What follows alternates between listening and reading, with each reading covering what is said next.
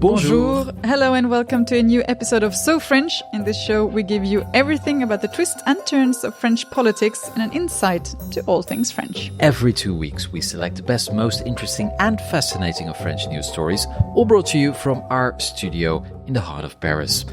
My name is Stefan de Vries. And my name is Sara And this week we're enjoying a slice of foie gras or duck liver. Or are we for the holiday season? You better plan where you are celebrating this year's Christmas dinner with foie gras, because more and more countries and cities are now banning the production of this French delicacy. And bonbon ou un sort, Stefan? Trick or treat? Trick or treating anything this weekend? Well, we'll tell you about how this very American tradition now also is getting its grip on France.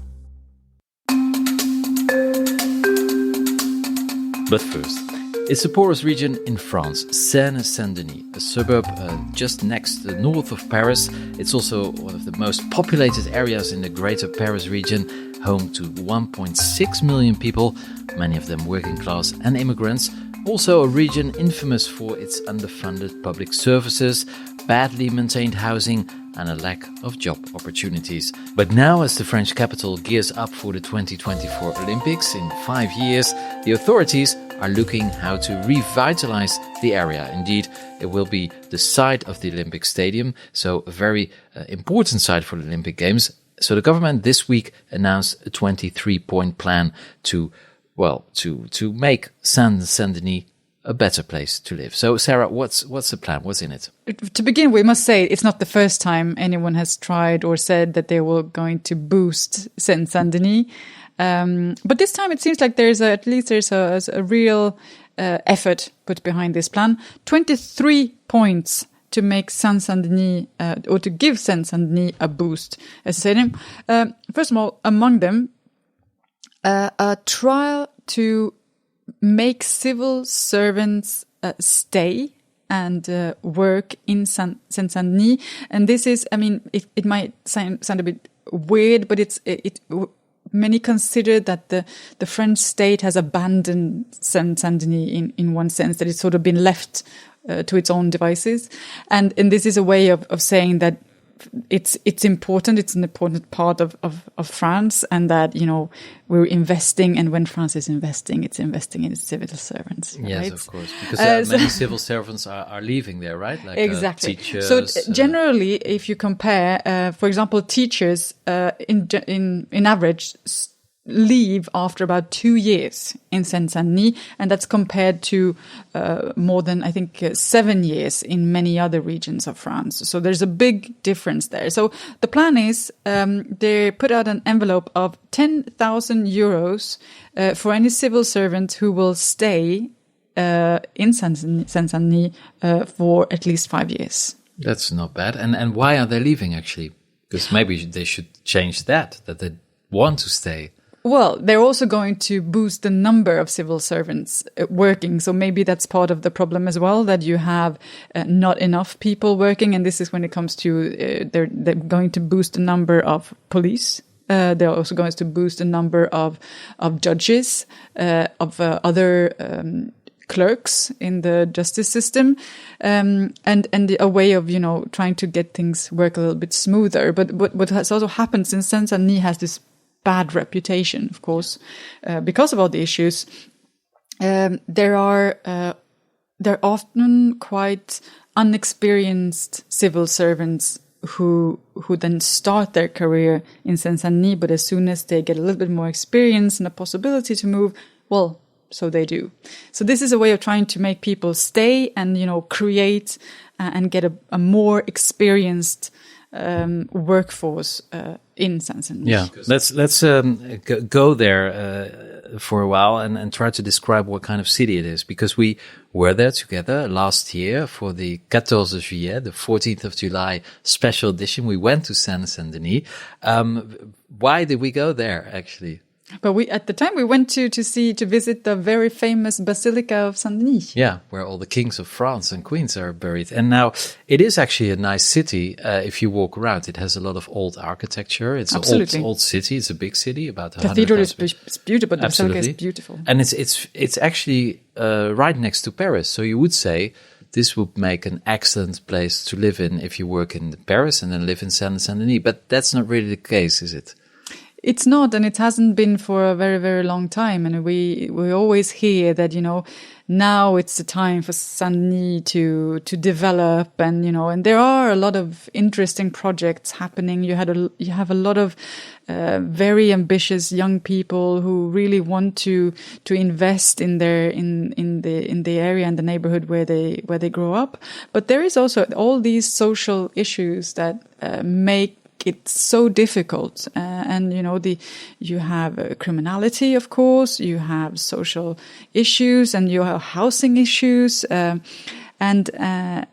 just the fact that, unfortunately, often when people move up on the social ladder and they maybe get a job and it starts working a little bit better, they decide to leave. So we don't see these middle-class families then putting their children in the local school. So you create a more dynamic environment in the school, for example. No, many of these families who live or have, more middle-class families in the area, they put their children in the private schools.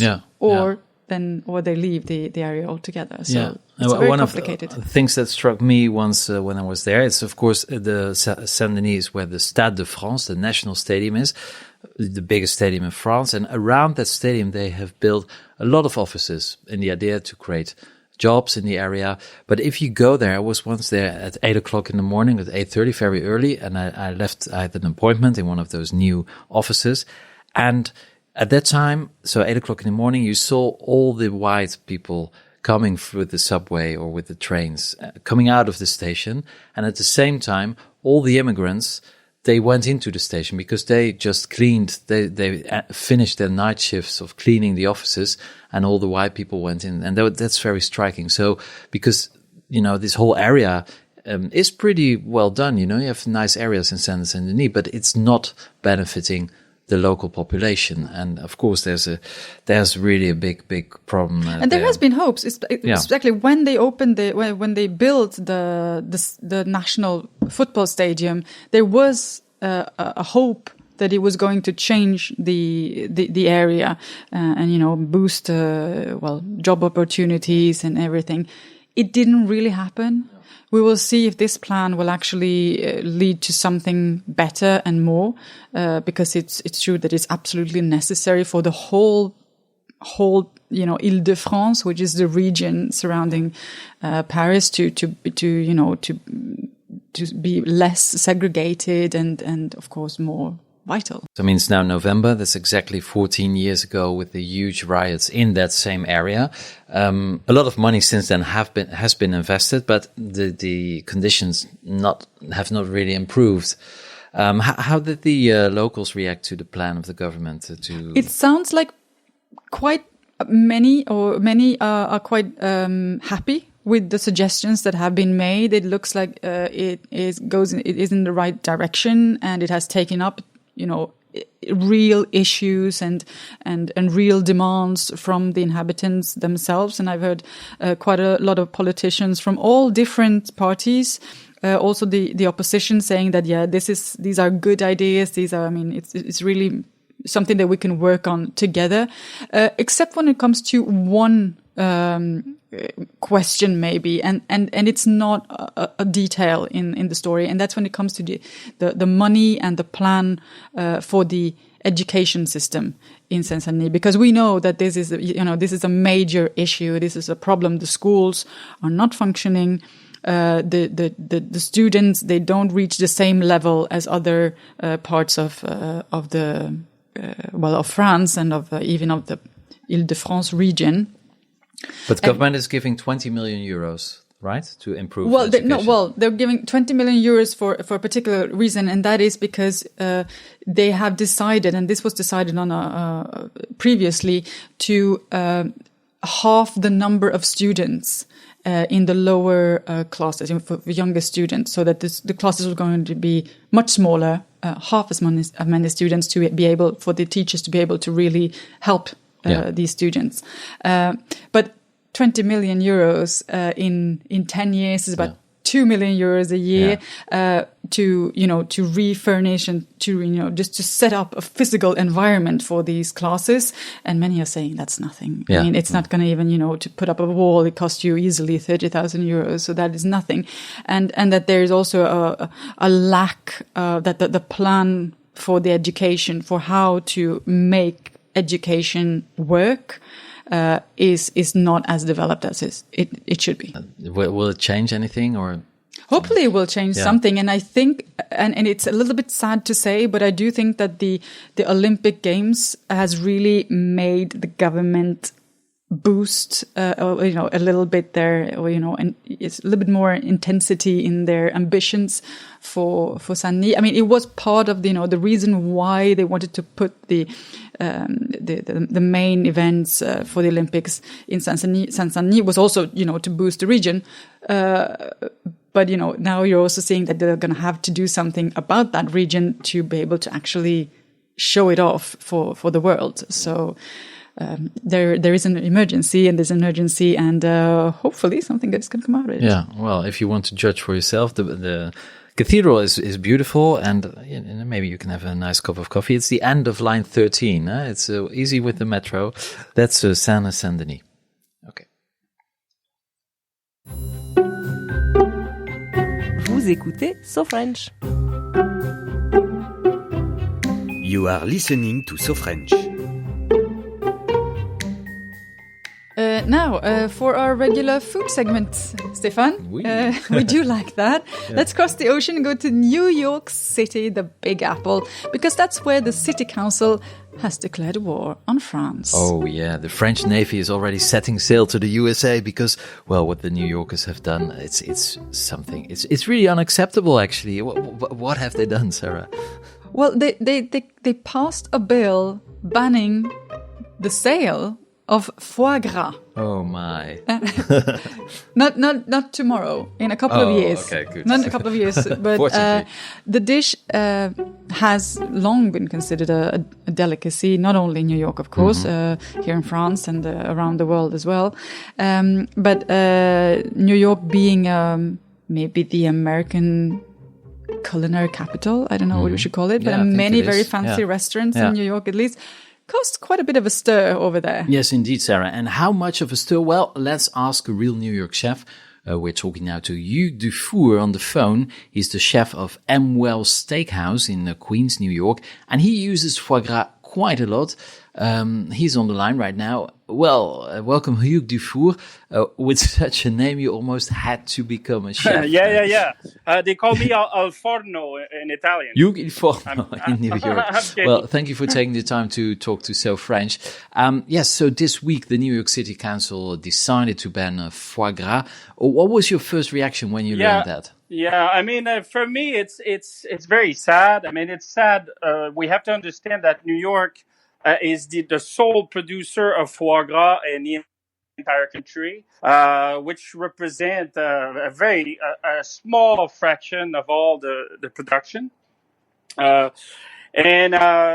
These farmers rely on the New York market to exist and to be. So it's gonna probably mean the disappearance of foie gras, U.S. made, so it's pretty sad. We're thinking about people that are trying to elevate standard of production. They're a very small farm. We can think it's very bucolic. When you feed ducks, they're sitting on your lap. It feels like we're back 80 years, It's not like the big production that we see in France or that we can see also in Quebec, where I'm from. Yeah. Do you use foie gras a lot in your kitchen? I mean, I use it as much as I could. Not that people here they love it, but it's still like a small fraction of people that are educated to it. But it's still very dear to me, and I use it as much as I can. So it's a secret pleasure in New York. What's one of the dishes on your menu right now? Right now I have a foie gras, a pan-seared foie gras with French toast, savory French toast. I have also a foie gras and smoked eel terrine that I serve currently.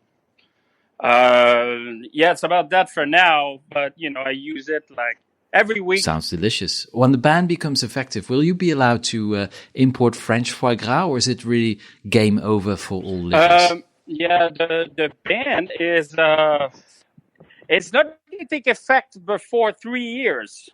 So we're talking about 2022. So we still have a little bit of time. I mean, they've tried to do it in Chicago, which was like a disaster. I thought I think they sold more foie gras during the Prohibition than in any given time. They're well aware of that. I don't know. I think they want to take time to find a way to enforce the law, which is going to be very bogus and very complicated. And it's not only foie gras, right? We're talking about duck fat, feathers, all the subproducts that are very, very also important. And for me, it's just like getting rid of that. It's like getting rid of letters from the alphabet. Go and write, How did your colleagues of other restaurants react? Is there some kind of chef's resistance front in the making to defend foie gras in New York? We hear a handful of chefs being vocal about the topic. I think a lot of people fear the repercussion. They fear that their clientele would turn against them because that's the way sometimes people feel about activists. You feel like they're everywhere, but in reality, they're just a handful of people with a lot of money. Well, at least you can serve foie gras for another 3 years. And well, whenever you're in Paris, please visit our studio. We'll be more than happy to serve you a French meal with a lot of foie gras. Completely legal. Yeah. You're more than welcome. Please. Thanks very much. Definitely. It's a pleasure. Thank you so much. And the website of Hugue Dufour's restaurant in New York is magasinwells.com. Now, so the reason for this ban is, of course, not only to upset New York chefs, right? No. What is the reason? Well, they have a point, of course. Producing foie gras, which are basically very large livers of ducks and geese, that they make that in nature when they have to travel a long way. So in the winter time, for instance, if they migrate to another part of the world. So that's a natural process. But of course, we don't have the time to wait. We can't capture these geese and these ducks if they're trying to leave to migrate. So what they do, mostly in the southwest of France, but also other countries produce foie gras, but it's mainly in France, they force-fed corn. They put a huge tube in the mouth of geese and ducks, and they just stuff them. Yes, absolutely. And of course, it's very controversial. It's force feeding with more food than they would eat in the wild. So their livers, they become huge, enormous proportions. And animal rights advocates, they say, well, it's painful, it's cruel, just to do this for a little bit of foie gras, so we have to stop it. So they now, the New York City Council agrees with them. But yeah, many farmers and chefs, they're just cooking up controversy. But it's not only New York, it's a trend. Foie gras, Sarah, we can't eat it anywhere. Well, it's banned in many countries, actually. The production of foie gras is banned in many countries. In Czech Republic, Denmark, Finland, Germany, Italy, Luxembourg, Norway, Turkey, United Kingdom. The list can be made very, very long. But of course, these countries, in many of them, you're allowed still to import foie gras. But of course, it's a controversy that, it goes back and forth. The U.S. city of Chicago a couple of years ago also banned the sales. That was later overturned in another court. But in California, for example, sales and production is banned since a couple of years. I think. Do you like foie gras, Stefan? Actually, I do, and I must admit that I've been to a farm where they make foie gras. It didn't really seem very cruel to me, but of course I know it's not, it's not good for the animal. But I just it's so delicious. It's very hard to to not to eat it during Christmas. But I must say, every time I eat a little bit of foie gras, I think of those poor ducks who died for my... You feel a little bit I feel guilty. a little bit... I do feel guilty. Yeah, but I really love it. But, in many countries, also in Europe, for instance, in the Netherlands, it's really not done to eat foie gras. And I know of restaurants that, if they put foie gras on the menu, then people throw stones through the windows. So it's really controversial. And I think about 95% of foie gras worldwide is consumed in France. So it's really... Yeah, because here it's not very controversial, No, not right? at all. It's very hard to find a French person who would say, we should get rid of foie gras and it's just horrible for the animals. You have them, but I mean, they're not very loud, and you don't hear a big debate about it. And because you could believe, or you could think after all this controversy and, the bans and everything, that there was some kind of crisis for the foie gras production and the business. But actually, it's not. No. Last year in 2018, sales went up 3%. Actually, everybody in France puts it at least on the menu with Christmas. Some people eat it more often. And last year in France, they sold for 1.26 billion euros only of foie gras. Most of it sold during Christmas. I think it's about 80% of the sales really that are during the holiday season. A peak in December. It's really part of this traditional Christmas meal in France, which is you start with oysters, then foie gras, then the stuffed duck, another for a bird, and then the cheese, of course, and the bûche de Noël, which is a sort of pastry cake. So that's a typical, really classic Christmas dinner here in France. And foie gras is always on the table. And so a big business, and only 10% of the foie gras is exported. So really, most of it is eaten in France. And there's another thing, even if we would like to forbid foie gras in France, there's a problem, right? There's a problem. There's an obstacle. Because here in France, the French law states that foie gras belongs to the protected cultural and gastronomical heritage of France. There you go. Yeah, and Americans, of course, they don't have any gastronomical heritage, so they're probably seen as barbarians. It's called French fries, huh? Yeah, that's true. Yeah, but so unfortunately for the New Yorkers, no more foie gras, but maybe it's good news for the geese and the ducks in the southwest of France.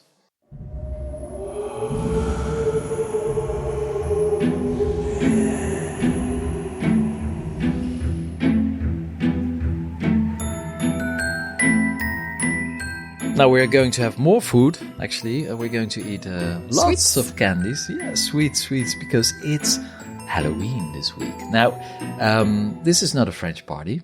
Not at all. It's not. I even had to check. I even had to look actually into how you say trick or treat in French, because I wasn't quite sure. Me neither, actually. How would you say it? Bonbon ou on sort? Bonbon.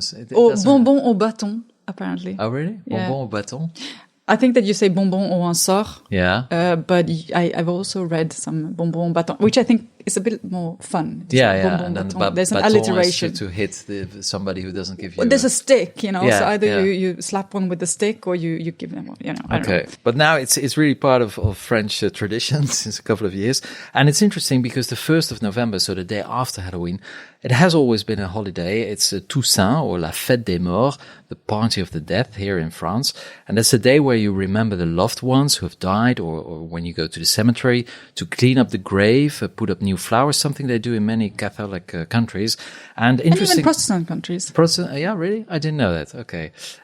So it's a religious holiday on the 1st of November, but not the evening before, which is Halloween. And interestingly enough, Toussaint, so the name of the party of the 1st of November, means All Saints, and Halloween comes from All Hallows Eve, and that means the evening of All Saints. So it's basically the same party, but it's not quite the same party, is it, Sarah? No, it's not quite so. But it is fun to see how, when I moved here 15 years ago, Halloween was nothing. True. At least I didn't see much of it.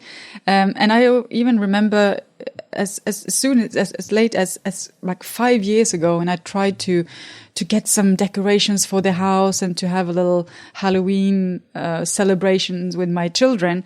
And we struggled, and we still live in the center of Paris, and you can get anything in Paris, but it was impossible to find, some stupid ghost or Halloween decoration. So we ended up going to very specific shops and, got these not very good decorations.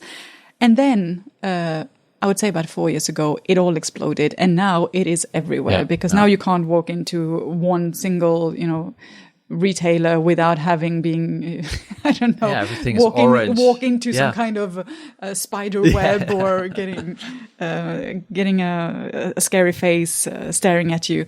So it has really taken off. It's incredible. Pumpkins, candy, dresses. You can find anything now. And half of the French are saying that they're even buying candy to have at home for the bonbon en sort when kids come over. Yeah, and it's really big because according to the Nielsen Institute, Halloween spending in France was already 1.3 billion in 2018. So that's as much as they spend on foie gras, which is a very old tradition, but this is really new. So 1.3 billion in France alone for something that, it's recently started.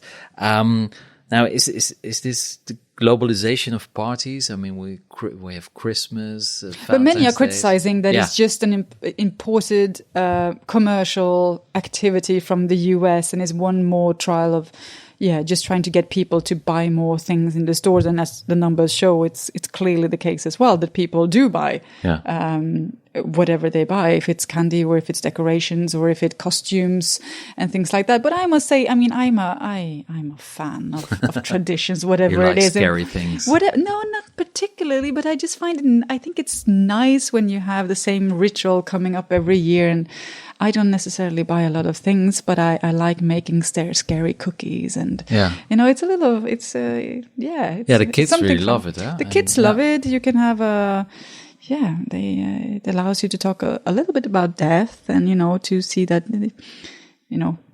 everything's not always sweet and nice and pretty. It can also be scary and very scary and still be fun. Yeah. So are you dressing up this year? No, I hate costumes. So you like Halloween?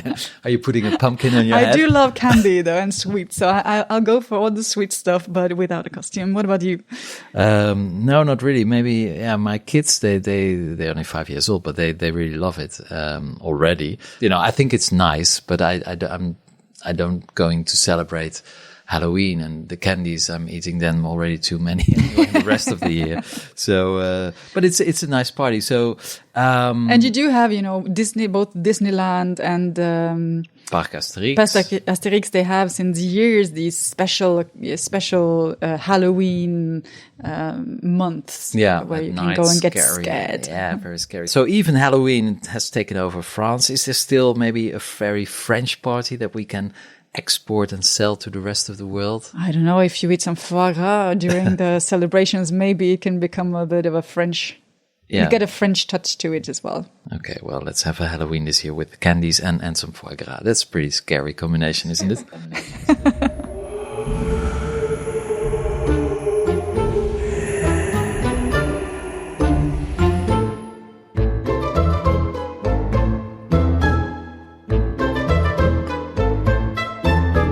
Well, that wraps up this edition of So French. We hope you have enjoyed it. You can listen to us on iTunes, Spotify, Stitcher, YouTube, and all the other podcast platforms. And we're also on Instagram.